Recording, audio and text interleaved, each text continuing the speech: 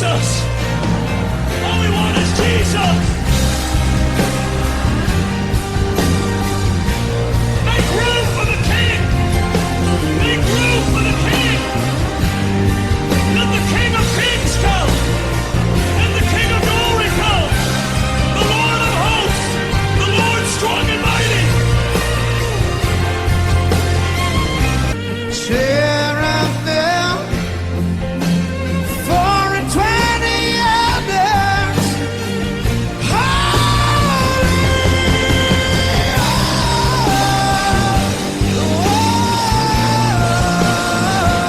holy, Behold the King! Behold the King! Behold the King!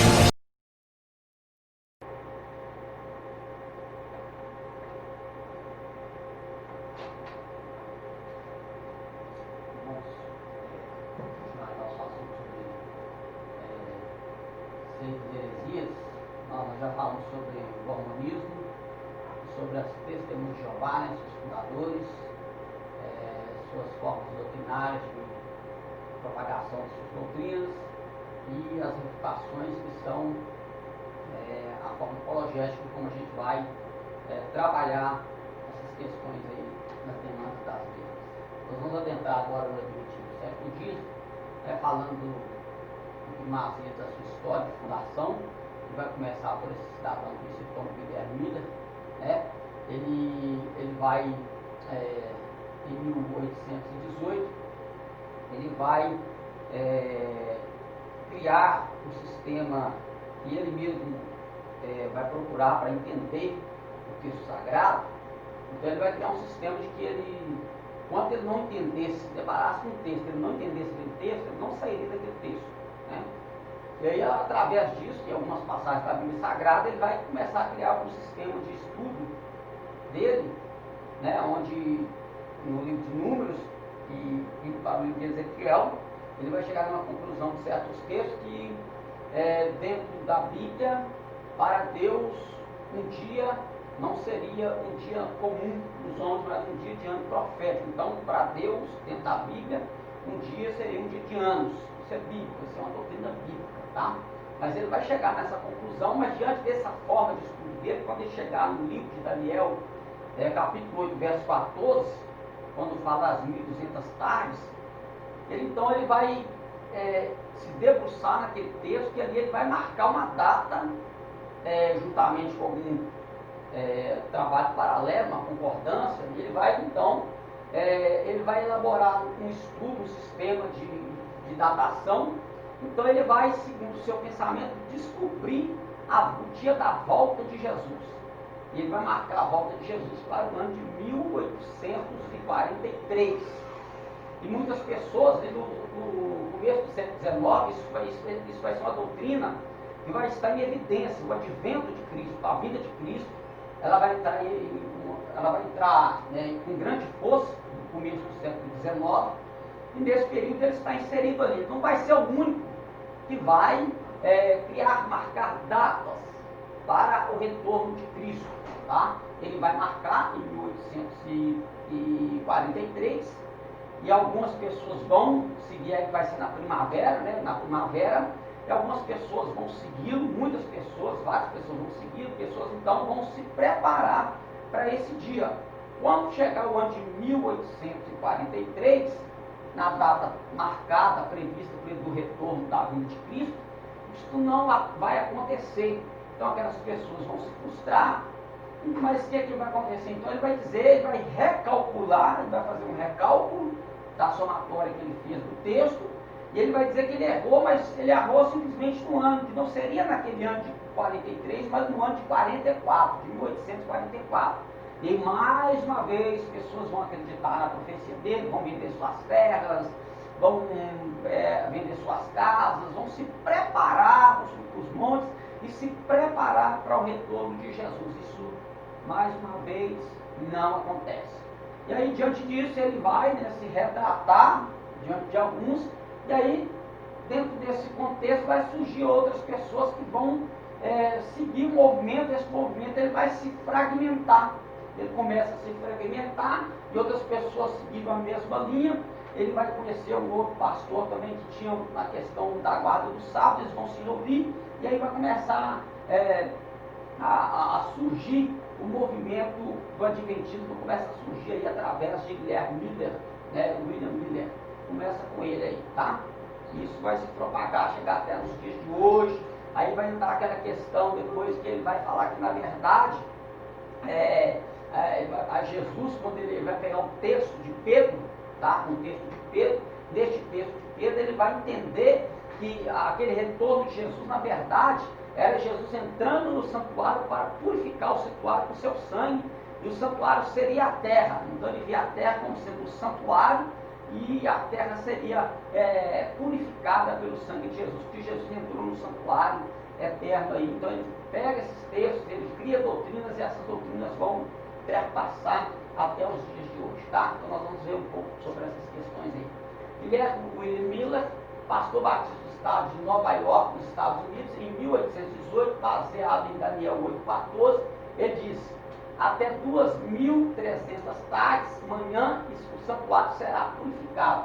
Afirmou que Cristo voltaria à terra no dia 23 de março de 1843.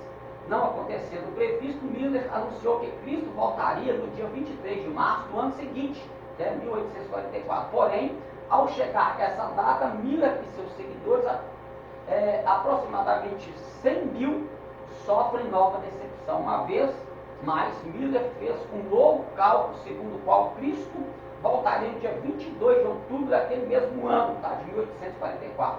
Porém, essa previsão falhou também. Dos muitos grupos que o haviam seguido, 3 se uniram para formar uma nova igreja fundamentada numa nova interpretação da mensagem de Miller, tá? Então, esses 3 grupos vão ser 3 ramos do adventismo. Ele é o embrião, tá? Miller, ele é o embrião fundador do adventismo. Só que devido a essa questão das suas profecias, né, esses 3 grupos vão surgir. Aqui que eu falei, vai ter uma ramificação do adventismo, mas as doutrinas, os ensinamentos dele vão perpassar, e depois vai vir a questão que também no século XIX vai haver uma explosão dos dons espirituais, aonde vai entrar a questão de Ellen White, que ela vai se denominar como também uma mulher que recebia revelações de Deus, e ela vai entrar também dentro do ramo aí do adventismo, que vai ser hoje, ela é a profetisa do adventismo, né? Esta nova interpretação surgiu de uma suposta revelação de Hiram Edson, discípulo fervoroso e amigo de Miller. Segundo Edson, Miller não estava equivocado em relação à data da vinda de Cristo, mas sim em relação ao local. Afirmou ele que na data profetizada por Miller, Cristo havia entrado no santuário celestial. Então, o que Miller falou sobre a vida de Cristo, este Edson aqui, ele vai colocar como Cristo entrando no santuário celestial com sangue, né? Contrapondo até o que a Bíblia diz, que a própria Bíblia diz que carne e sangue não é do reino de Deus. Então ele está dizendo que literalmente Cristo entrou no santuário celestial com seu sangue para purificar. Essa purificação seria da terra, do globo terrestre mesmo, tá? Então, por mim, Cristo haveria de entrar no santuário celestial, não só no terrenal, para fazer uma obra de purificação ali. Que purificação que o céu precisa? Aí pronto, agora Se é. Deus está sentado lá, Ele é santo, né? No céu, como diz, no céu não entra pecado, né? Não. O que tinha que acontecer de errado lá já aconteceu, já foi banido, não é verdade? lá ali dá muito tempo. Então aí nós vemos aí, né, que são coisas que não têm coerência, mas esse tipo de pensamento, essa doutrina deles, isso aqui é defendido ainda hoje, tá? Olha para você ver a distância, 1844 surge essa doutrina e ela ainda tem força nos dias de hoje dentro do adventismo, viu? Ainda tem força ainda esse ensinamento deles aí. Dos 3 grupos que apoiaram Hiram Edson na sua nova revelação, 2 deles deram substancial contribuição para a fundação da seita hoje conhecida como Adventismo do Sétimo Dia. Por quê? Porque essa doutrina vai perpassar. O primeiro era dirigido por Geoffrey Baptist, que observava o sábado em vez de domingo. O segundo grupo dava mais ênfase aos dons espirituais, particularmente ao de profecia, e tinha entre seus membros a senhora Ellen Mormon, mais tarde senhora White, não quer dizer que ela era dos Mormons não, viu? É sobre o nome dela lá no inglês, tá? Que dizia ter o dom da profecia, tá? Então, como essa questão dela aqui de ser uma profetisa, segundo ela, que recebia revelações de Deus, então ela vai criar, ela vai receber várias, segundo ela, né, várias revelações, inclusive que existem outros planetas, tá? Outros planetas, nesses outros planetas existem também outros habitantes, e nesses outros planetas também existe a árvore do conhecimento do bem e do mal, só que os habitantes desses outros planetas, eles não comeram da árvore do conhecimento do bem e do mal.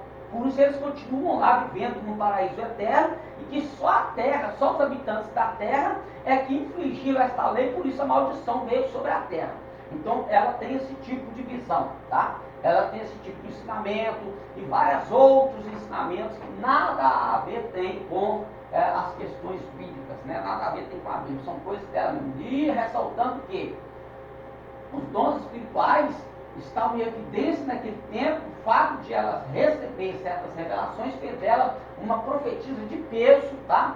Onde ela vai escrever um livro que é o arcabouço deste movimento, o Adventismo, o Grande Conflito, de Ellen White, onde ela vai ali, neste livro, é o livro disseminador de suas doutrinas, seus ensinamentos, onde os adventistas, quando eles estão evangelizando alguém, quando eles estão visitando alguém, é o livro arcabouço que eles vão usar para levar o conhecimento do movimento a essas pessoas que estão sendo novas conversas no movimento adventista, tá? O livro O Grande Conflito de Ellen White, tá? História. Ao se unirem os três grupos, cada um deu a sua contribuição para a nova igreja em formação. O primeiro, a revelação de Edson como respeito ao santuário celestial. O segundo, o legalismo. O terceiro grupo cooperou com uma profetisa que por mais de meio século haveria de exercer influência predominante na fundação e crescimento da nova igreja. Em maio de 1863, por questões de coordenação e sobrevivência, organiza-se a Associação Geral dos Adventistas do Sétimo Dia. Tá? Então eles vão se organizar aí para poder difundir ou propagar as suas doutrinas, os seus ensinamentos, evangelizar todo mundo, tá? Eles têm obras sociais muito bem assim, elaboradas, muito bem quistas, ajudam a sociedade, se preocupam com as órfãs, com as viúvas, tem as faculdades deles, do primário à faculdade, até o seminário deles. Então eles preparam a sociedade, eles têm uma forma de trabalhar com a sociedade muito bacana, tá? Muito bacana, tirando o lado doutrinário deles, é um povo muito bacana, dentro dos conceitos éticos deles, dentro da sociedade, né? É o estado da alma após a morte. O Adventismo ensina que após a morte do corpo, a alma é reduzida ao estado de silêncio, de inatividade e de inteira inconsciência, isto é, entre a morte e a ressurreição, os mortos dormem. É o tal do sono da morte, né? Já viu, fulano está dormindo no sono da morte. Ou seja, para eles, quando a pessoa morre, a pessoa não tem consciência nenhuma mais. E eles têm também, dentro dos seus ensinamentos, por exemplo, eles creem num castigo, tá? Pelo inferno, mas não creem que esse castigo do inferno é um castigo eterno. Eles creem que depois do juízo final, eles são aniquilacionistas concernente à questão do castigo eterno. Ou seja, haverá o gozo eterno para os salvos, mas para os perdidos, eles só sofrerão até o momento do juízo final. Quando cessar o juízo final, cessar a história do ser humano com o juízo final, os que foram para o inferno serão aniquilados, não terá mais o sofrimento eterno, contradizendo os ensinamentos do próprio Jesus Cristo. Tá? Eles têm esse tipo de ensinamento. Nós vamos abordar isso aí. As refutações dessas doutrinas aí que nós citamos. Ó. O texto de Lucas 16, 22 a 30 registra a história do rico Lázaro logo após a morte e mostra que o rico, estando no inferno, levantou os olhos e viu Lázaro no seio de Abraão, versículo 23. Lembrando que tem pessoas que pegam as parábolas e dizem que parábolas não são verdades. Só que todas as parábolas que Jesus ele vai pegar, ele vai falar, elas são parábolas com o intuito de mostrar uma realidade. Ele está fazendo um uso de uma figura de linguagem para mostrar uma realidade, para a pessoa entender sobre a realidade daquilo que ele está ensinando. Então as parábolas de Jesus, por mais que elas sejam coisas que dentro do contexto ali que ele está falando, não está acontecendo com aquelas pessoas, mas é para aquelas pessoas entenderem que aquilo que ele está falando, aquilo é um fato real, fidedigno de aceitação. Tá? Então as palavras de Jesus têm essa finalidade, de trazer um ensinamento de algo real. Tá? Então é disso que se trata. Então tem muitas pessoas, que eu fiz esse parênteses só para explicar isso, que tem pessoas que dizem que as parábolas não tem nada a ver. Levantou os olhos, viu Lázaro no seio de Abraão, versículo 23, clamou por misericórdia, versículo 24, teve sede, versículo 24, sentiu-se atormentado, versículo 24, rogou em favor dos seus irmãos, versículo 25, ainda tinha seus irmãos em lembrança, versículo 28, persistiu em rogar a favor dos seus irmãos, dos seus entes queridos, versículo 30. Apocalipse 6, 9 e 10 comenta sobre aqueles que tinham sido mortos por causa da palavra de Deus e do testemunho que sustentaram, que deram, né? Segundo o registro de João, elas clamavam com grande voz, versículo 10, inquiririam o Senhor, versículo 10, reconheceram a soberania do Senhor, do versículo 10, lembraram-se de acontecimentos na terra, versículo de número 10, e clamavam por vingança divina contra os inimigos, versículo de número 10. Tá? Então, o João, na sua visão, ele vê aquelas almas que estão debaixo, né, do altar de Deus, elas clamando ao Senhor: até quando, ó santo e justo dominador, não vinga o sangue dos inocentes que estão sobre a terra? Aí o Senhor vai dizer: é necessário que repousa por alguns dias. Então, o que está mostrando isso? Concernente ao ensinamento. Que quando a pessoa morre, ela ainda tem atividade de memória. O corpo da pessoa perde a força, o corpo da pessoa não tem mais atividade nenhuma. É para este mundo, de participação deste mundo. Quando a Bíblia fala de cessar as obras, ela está falando de cessar as obras no mundo físico, no mundo terreno, mas lá diante do trono de Deus, ou no lugar de tormento, né, a pessoa ainda tem, a sua alma está ali, né? O próprio Jesus, ele vai dizer em Marcos 10,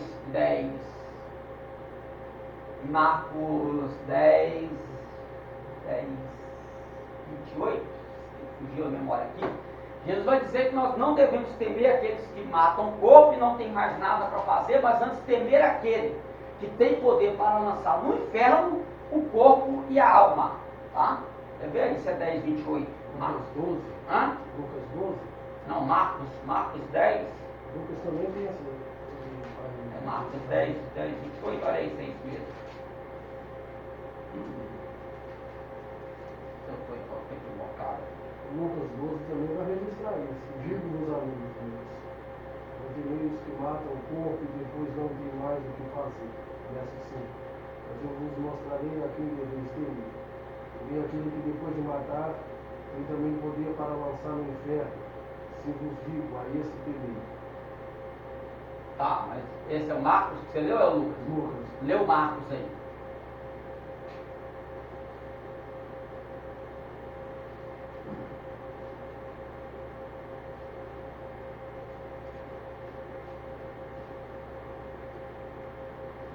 Esse é Marcos 10, 28.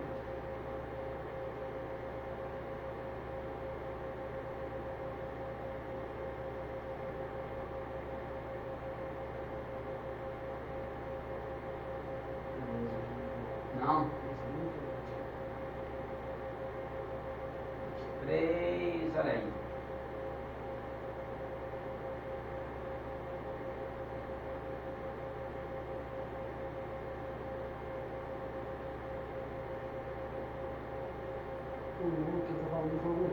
Mateus 10, 28? Olha aí, Mateus. É Mateus 10, 28.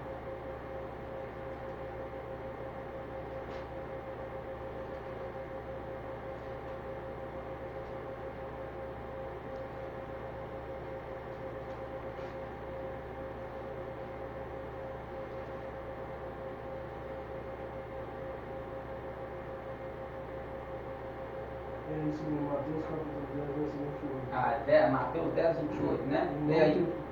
não tem mais os que matam o corpo, e não podem matar a alma. Nem antes aquele que pode fazer perecer no inferno a alma da vida. Tá vendo? Então Mateus ele já vai ser bem mais claro que Lucas, né? Ele já vai dar a questão do corpo e da alma, né? Ele vai ser mais claro. Mas nós vemos que, né, que a Bíblia, ela contrapõe esse tipo de pensamento do sono profundo da alma, né? As expressões dormir ou sono usadas na Bíblia para tipificar a morte falam da indiferença dos mortos para com os acontecimentos normais da terra. Então ela não tem consciência das coisas que estão acontecendo aqui, mas daquilo que ela participou aqui até o último suspiro de vida dela, ela tem toda a consciência, ela lembra de tudo isso. Ela não fica lá de cima vendo o que está acontecendo aqui, não tem mais isso, né? O próprio texto de Lucas, né, na parábola já vai nos mostrar isso. Ele lembra dos seus irmãos, mas ele não tem participação de ver as coisas ocorrerem aqui. Não tem isso, né? Tanto é que o próprio Abraão vai dizer na parábola, né? Olha, há um abismo entre nós e outra coisa. Se eles têm Moisés, os profetas os ouçam, né? Então já mostra essa... Não há participação dos acontecimentos na terra, mas daquilo que passou, que a pessoa viveu, ela vai ter lembrança assim, tá? Porque o inferno também vai ser um lugar de acusação, onde as pessoas se acusarão umas às outras, tá?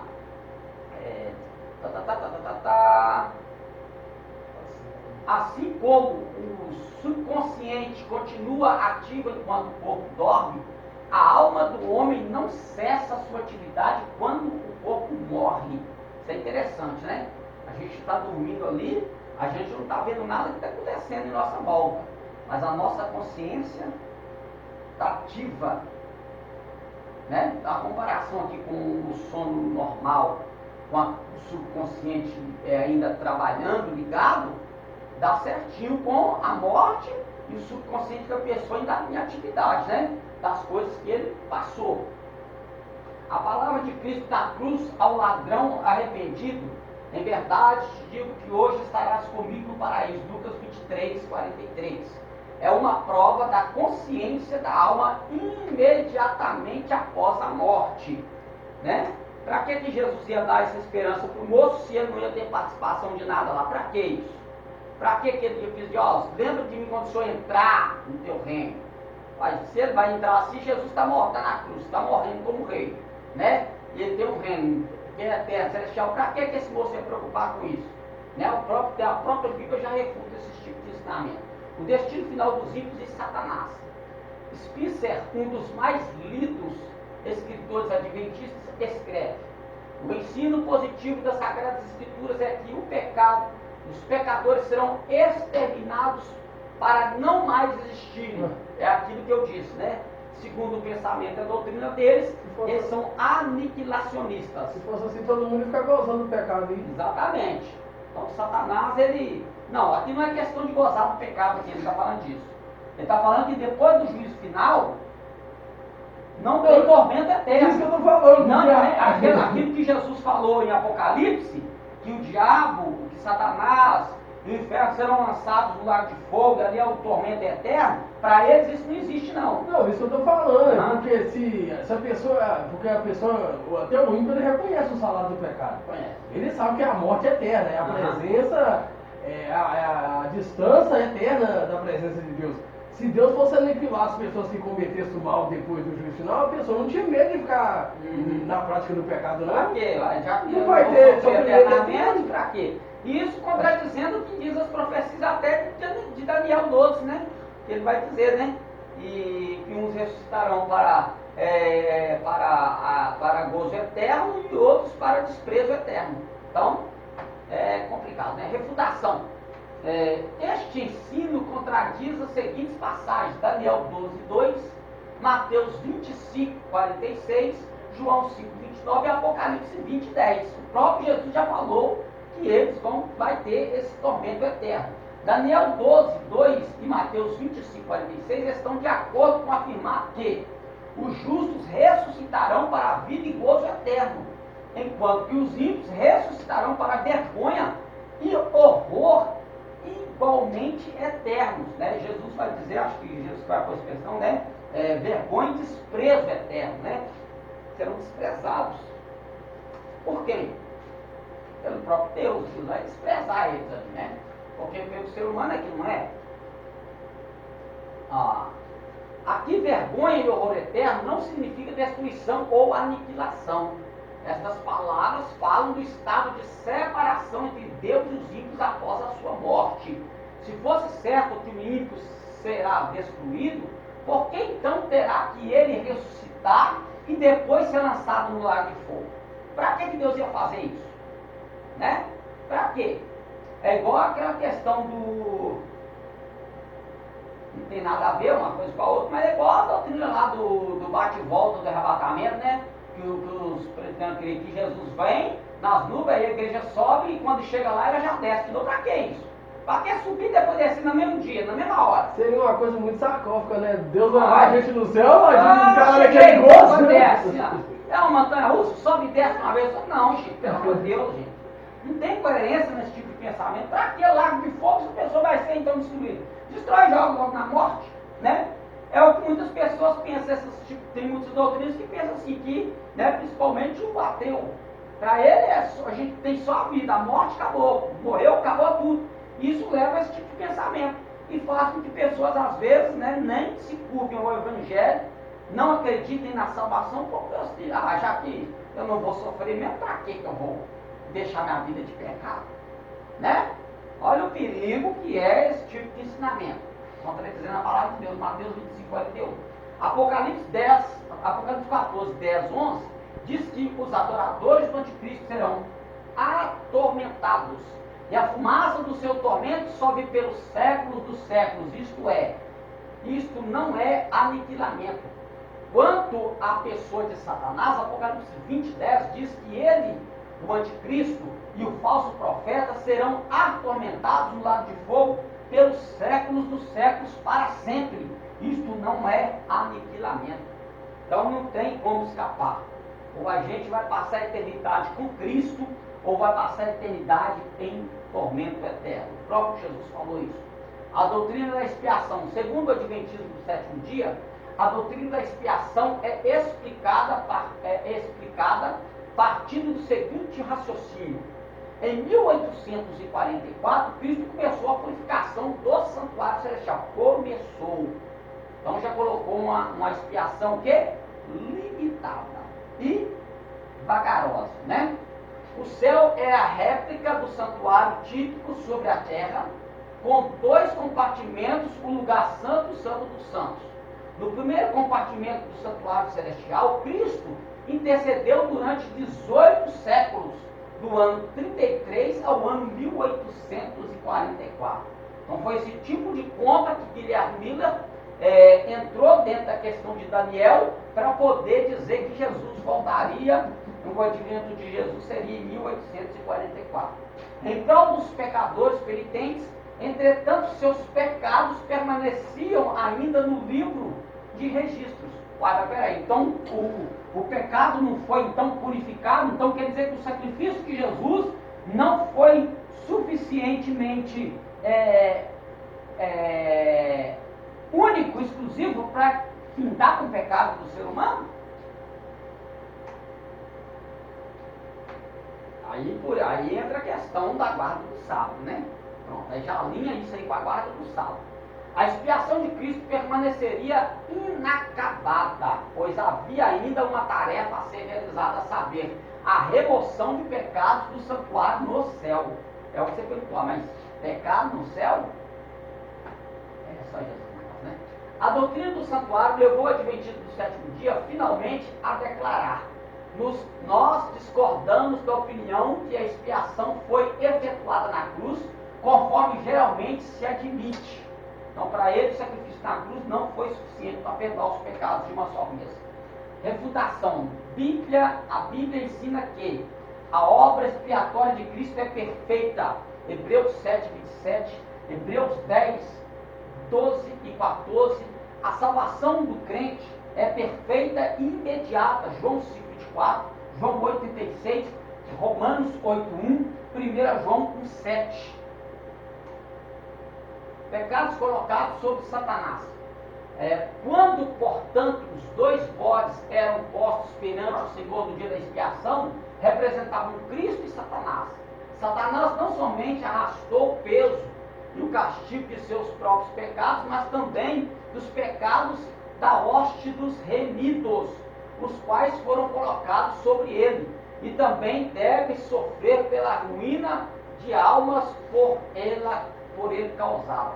Olha, você acaba comparando Cristo com Satanás. E Satanás também fez um sacrifício para remir pecado do ser humano. Olha você que coisa absurda. Aquele livro lá, o Pentateuco, o cara explica sobre isso aí, ó.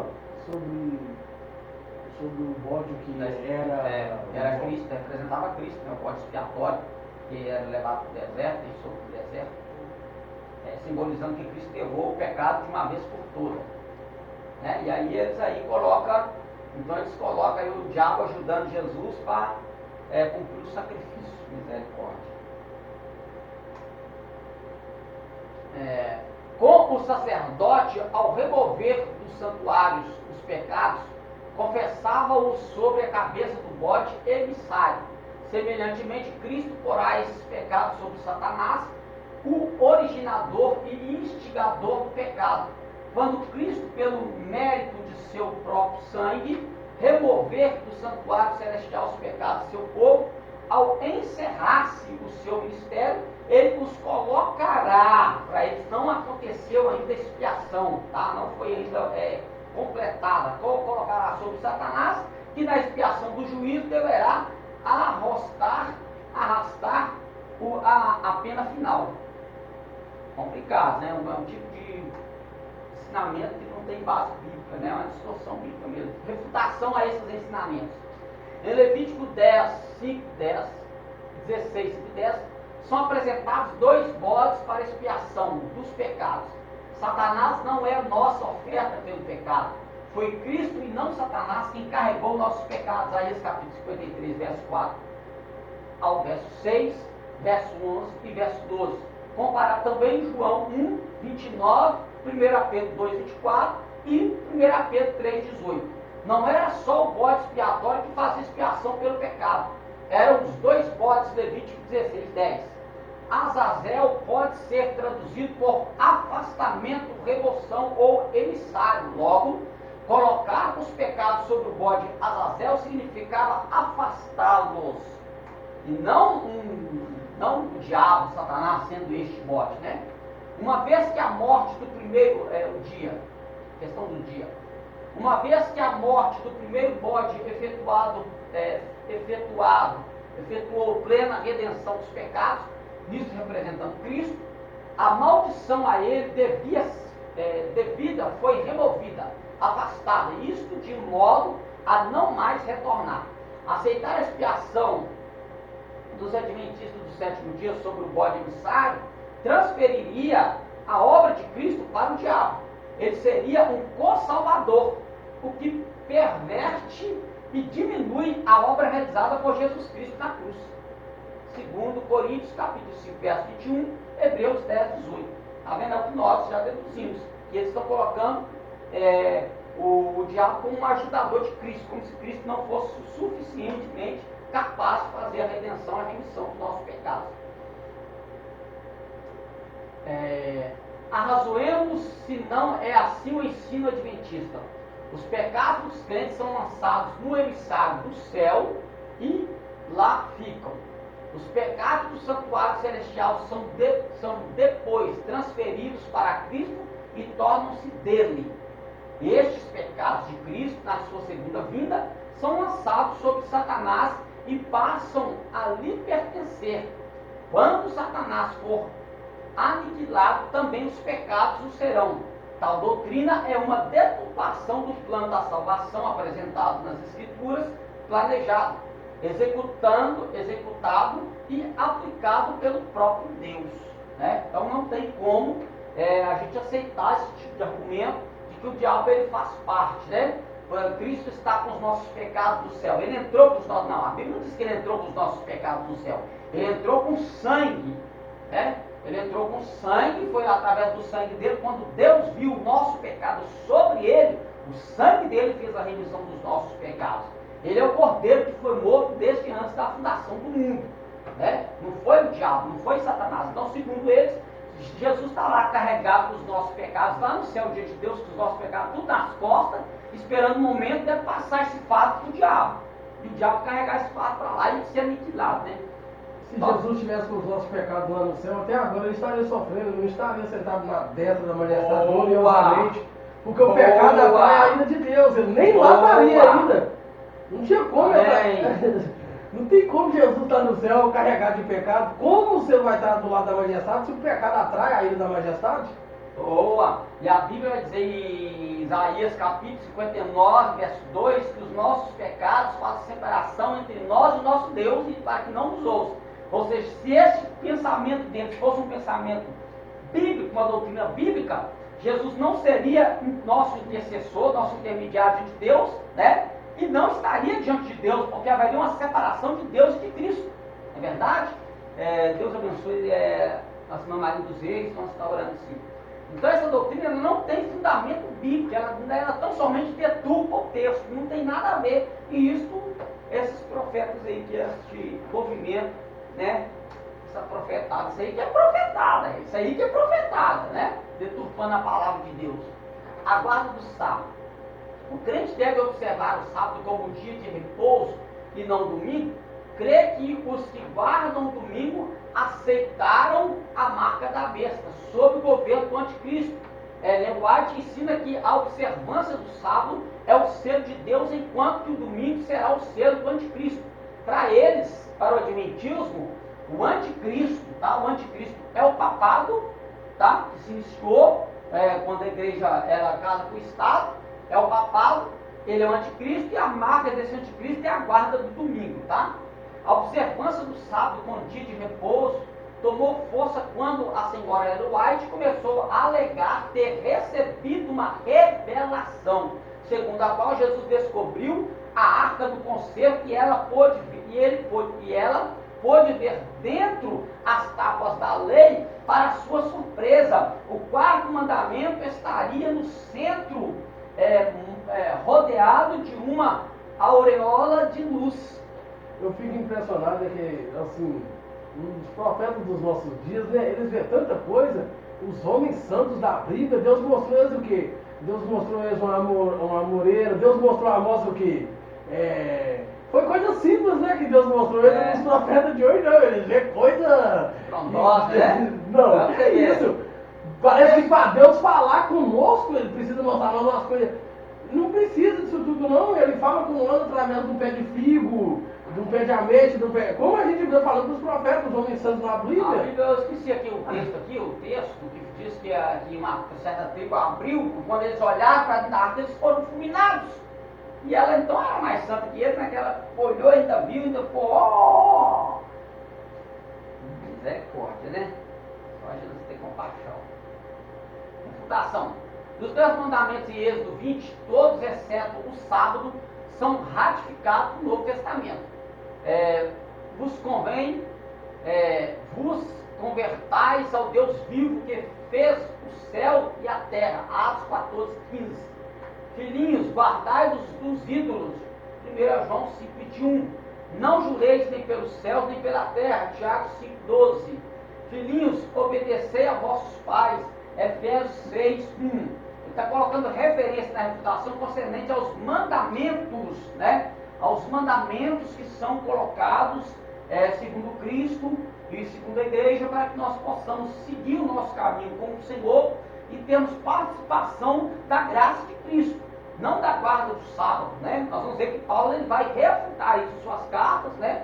E ele vai dizer que quem guarda, aqueles que guardam dias, aqueles que não guardam dias, ninguém nos julga pelo comer, pelo beber, pelo dia de festas, de luas novas, por anos, estações, tempos, né? Falando acerca dessas questões, de guarda de sábado, ou seja, as leis cerimoniais, falando de leis cerimoniais, né? Não de leis morais. O senhor falou, né? O judeu de nascença, de raiz, e isso a gente não pode tirar da vida dele. Não, é a cultura religiosa dele, né? Aqui está sobre nós, a cultura dele, mas para nós que temos, né? Fazemos parte da igreja de Cristo. Calendário totalmente diferente do calendário judaico. Os calendários mudaram. Claro que eu acredito que o calendário certo nós deveríamos estar observando nos dias atuais seria ele, né? Mas mudou. E aí, lá em Hebreus vai dizer, mudando o sacerdote, muda também-se a lei. Se Cristo é o sacerdote eterno, tudo que Cristo fez concernente ao que era a lei, ele cumpriu no nosso lugar, né? Tudo quanto faz é assim, quando a gente vai ver o que o homem traz para dar um impacto nas escrituras, Satanás está por trás disso. Até a mudança do calendário, ela gera heresias, né? Esse negócio de Jesus nasceu em dezembro, nada a ver. Tudo para trazer demanda. Páscoa, não sei o que isso.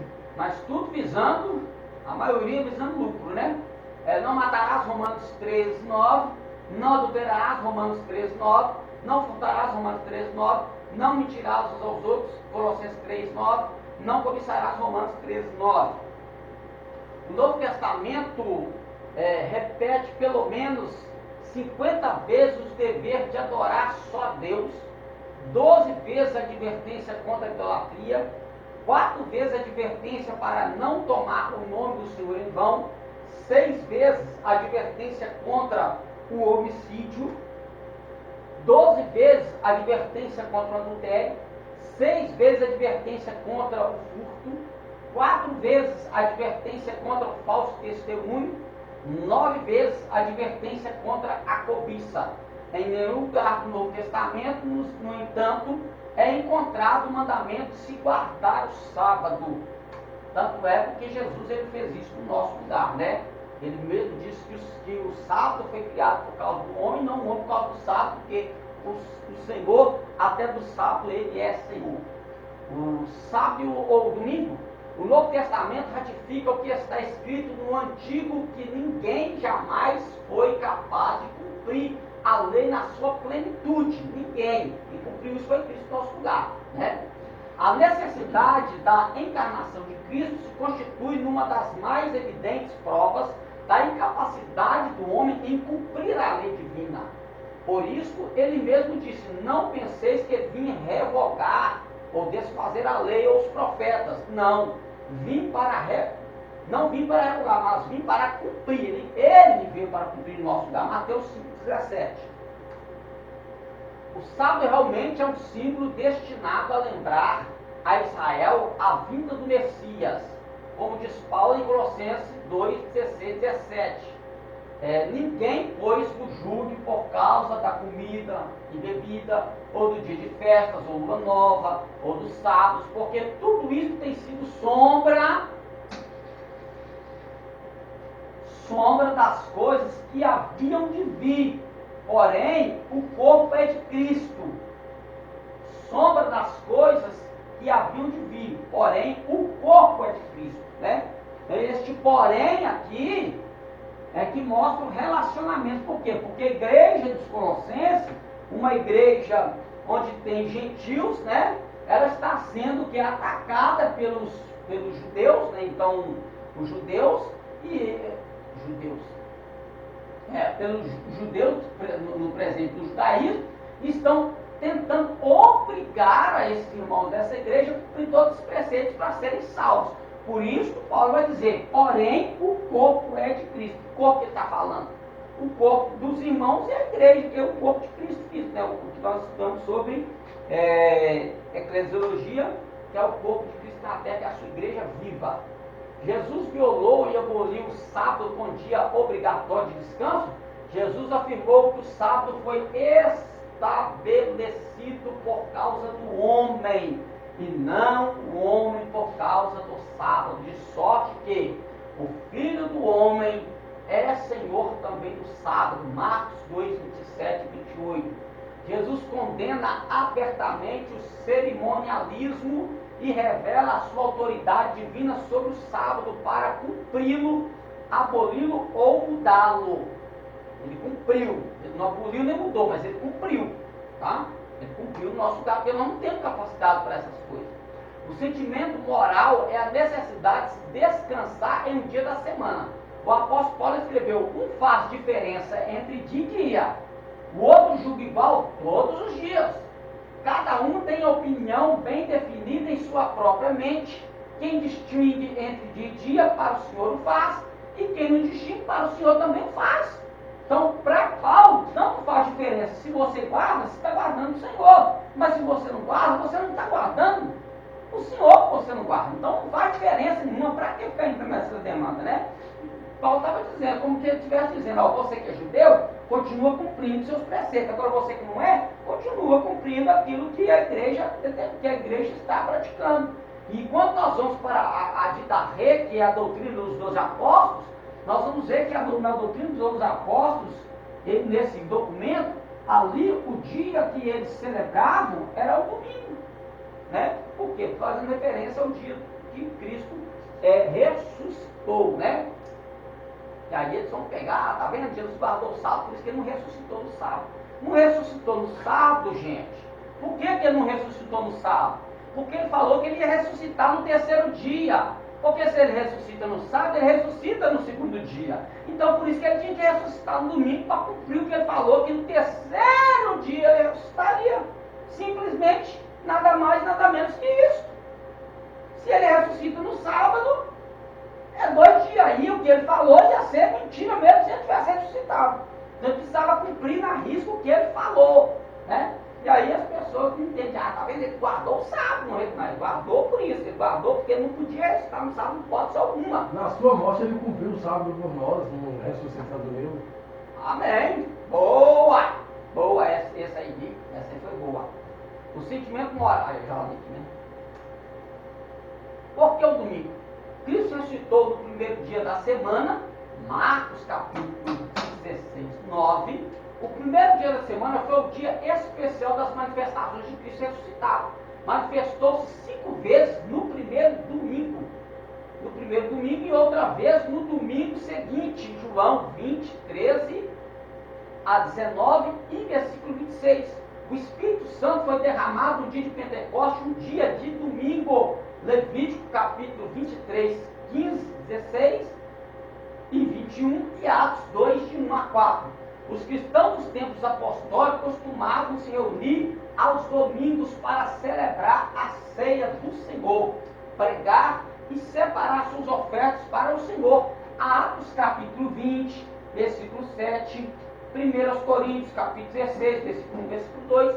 Então a igreja já tinha esse costume após a ressurreição de Cristo. E o didarrê, que é um documento dos apóstolos, vai mostrar isso, a doutrina que os apóstolos praticavam antes deles, né, morrerem. Claro, esse documento foi escrito, né, da doutrina dos apóstolos, que era o que eles guardavam, está nesse documento do didarrê. É só olhar lá, só pesquisar o didarrê, vai ver o que os apóstolos praticavam depois que Jesus ressuscitou. E nós temos aí nada mais nada menos também que a própria Bíblia Sagrada, que é o livro, a palavra de Deus, apoiando.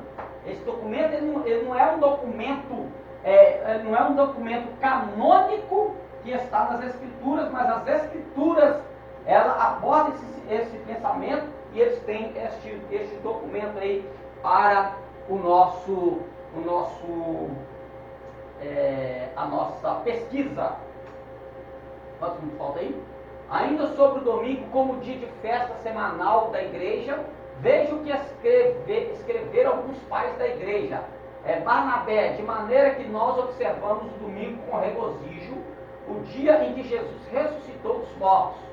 Justino Marte, mas o domingo é o dia em que todos temos nossa reunião comum, porque é o primeiro dia da semana e Jesus Cristo, nosso Senhor, neste mesmo dia ressuscitou da morte. Inácio, todo aquele que ama a Cristo celebra o dia do Senhor, consagrado à ressurreição de Cristo como o principal de todos os dias, não guardando os sábados, mas vivendo de acordo com o dia do Senhor, no qual nossa vida se levantou outra vez por meio dele e de sua morte, que todo amigo de Cristo guarda o dia do Senhor, colocando a questão o domingo, né? Diógenes de Coríntio, hoje observamos o dia santo do Senhor em que lemos sua carta. Vitorino, no dia do Senhor acudimos para tomar nosso pão com ações de graça para que não se creia que observamos o sábado como judeus, o qual Cristo mesmo, o Senhor do sábado, aboliu em seu corpo. A colocação que você pôs foi forte, viu?